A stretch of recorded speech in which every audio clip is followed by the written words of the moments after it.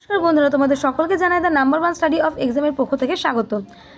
আজকে দেখো এখানে প্রথম প্রশ্ন বলা আছে, ডানকান প্রণালী নিম্নলিখিত কোন দুটি দ্বীপের মধ্যে অবস্থিত? অপশন এ আন্দামান ও নিকোবর দ্বীপপুঞ্জ, অপশন বি ক্ষুদ্র আন্দামান ও নিকোবর, অপশন সি দক্ষিণ আন্দামান ও ক্ষুদ্র আন্দামান, অপশন ডি হচ্ছে আমিন দ্বীপি ও লাক্ষাদ্বীপ। এখানে সঠিক উত্তর হয়ে যাবে অপশন সি দক্ষিণ আন্দামান ও ক্ষুদ্র আন্দামান। পরের প্রশ্ন দেখো বলা হয়েছে যে 4 ডিগ্রি কোন চ্যানেল কোন দুটি স্থানের মধ্যে অবস্থিত? অপশন এ মিনিকয় ও মালদ্বীপ, অপশন বি আন্দামান ও নিকোবর দ্বীপপুঞ্জ, option C Bharat O Sri Lanka, option D Arab Sagar O Bharat Sagar.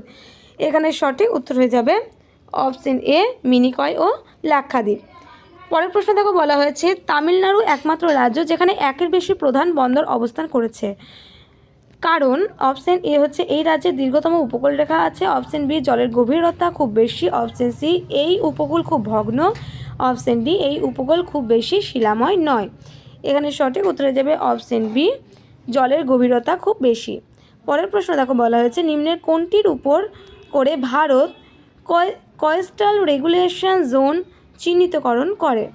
Option A জোয়ার ভাটারের উচ্চতা, অপশন বি সমুদ্রতলের উচ্চতা, অপশন সি জলের গভীরতা, অপশন ডি কোনোটিই নয়। এখানে সঠিক উত্তরে যাবে অপশন বি সমুদ্রতলের উচ্চতা।